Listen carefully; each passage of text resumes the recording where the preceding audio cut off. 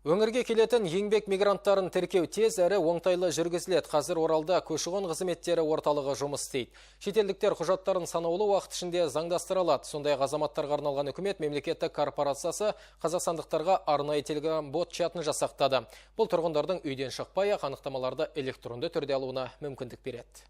Бұрын еңбек мигранттарына рұқсат беру жөніндегі құжаттарды реттеу бірнеше күнге созылатын. Әрі азаматтар ұзын сонар кезекке тұратын. Енді жаңадан ашылған орталықта мемлекеттік қызмет түрлері оңтайландырылып, бір терезе қағидаты жүзеге асырылған. Азаматтар құжаттарын санаулы уақытта заңдастыра алады. Мекемеде қазір 11 маман еңбек етеді. Әрі тәртіп сақшылары шетелдіктерден саусақ іздерін алып, қауіпсіздік шараларын жүргізеді. Оказывается, услуги следующие, значит. Орталықта үш негізгі қызметтер көрсетіледі. Олар елден көшетін азаматтардың құжатын реттеу, шетелден келген азаматтарды қабылдап, еңбек етуіне рұқсат беру және еңбек ету мерзімін ұзарту. Бізге келушілер азаматтарға арналған үкімет порталына тіркелуі шарт. Жаңа орталықта қызмет түрлері қолжетімді. Әр азаматтарға кеңес беру бұрышы жасақталды. Мамандар құжат реттеуде туындаған мәселелер бойынша жан-жақты кеңес береді. Кеше разрешение тапсырып едім. Құжаттарды жинап, мына бүгін келіп, уже дайын, уже алуым керек. Қазір жақсы, бұрын қарағанда, мысалы, құжаттар тапсырған кезде сразу, мысалы, бір күн ішінде дайын болады. Сосын қағаз жазатын орындар бар. Мысалы, қиыншылық болса бәрі жағына көмектесіп.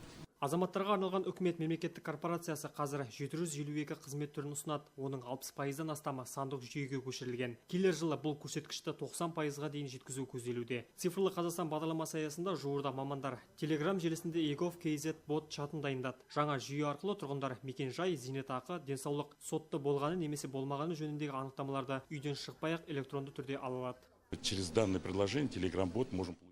Телеграмдағы арнайы бот арқылы азаматтар 24 түрлі анықтаманы ала алады. Ол үшін тұрғындар алдымен Play Market дүкенінен Telegram мессенджерін жүктеуі тиіс. Кейін egov.kz ботын тауып, бастау тетігін басуы керек. Әрі қарай бағаналар көрсетіледі. Әркім өзіне қажетті анықтама бойынша бағаналарды басып отыруы қажет. Бұл өте қолайлы. Анықтаманы сенбі, жексенбі күндерде беруге болады.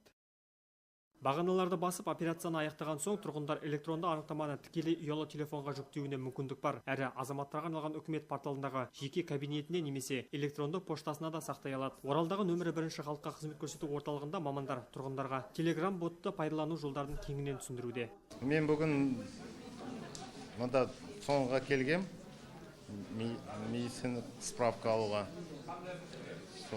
Енді маңында бір жақсы программа көрсеткен. Telegram бот өте оңай, смартфонмен қосып шығуға болады. Жаңа жобаны халыққа түсіндіру жұмыстары енді мемлекеттік мекемелер мен жоғары оқу орындарында жалғасатын болады. Еркебұлан Самайдаров, Рүстем Ишанов, Нұртай Батырғали, Ақжайық арнасы.